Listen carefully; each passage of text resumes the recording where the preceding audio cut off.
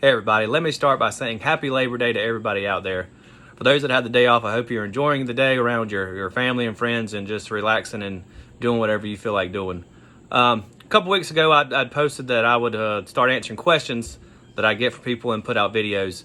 This morning I received a call from a constituent that was asking some questions about some of the I would say the hot button topics that are going on right now.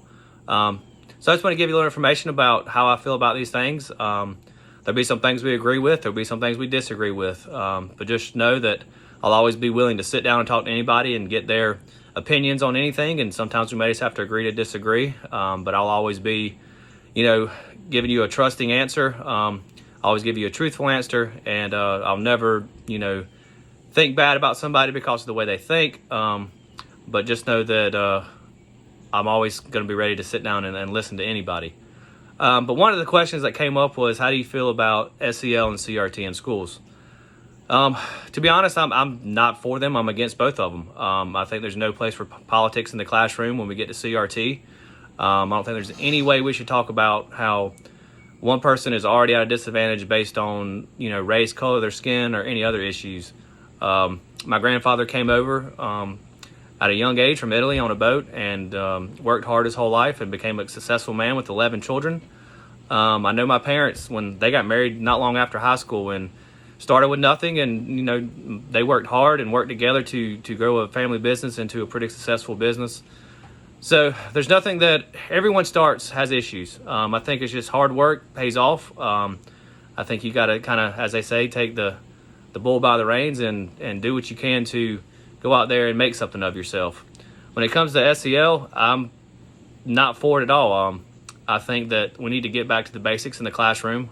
We need to be listening to the parents and how the parents want the kids to get back to, the fundamentals of mathematics and reading. I've talked to teachers that feel the same way. However, they can't voice anything out loud because they feel that, it's their job and they may be somewhat punished for having their views.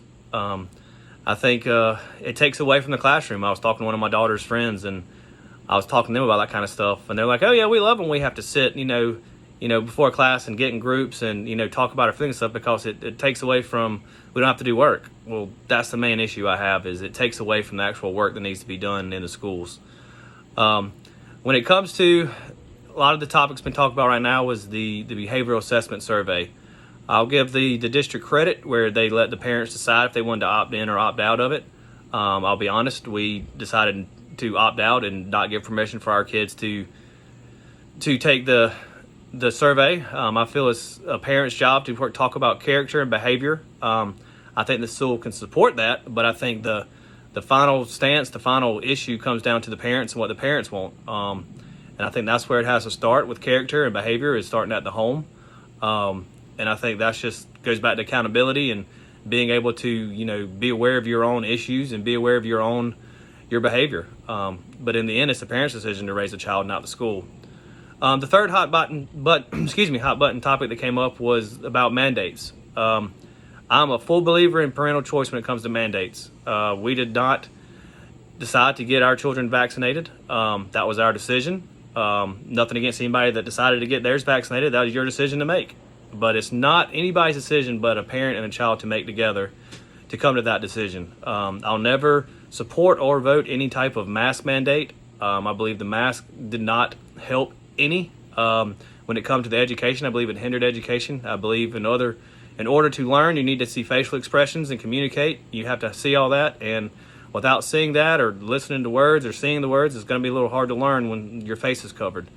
When it comes to vaccination mandates, I think that's a complete, parent decision. I don't think we should be forced into anything we don't feel comfortable with, and I'll always stick to that.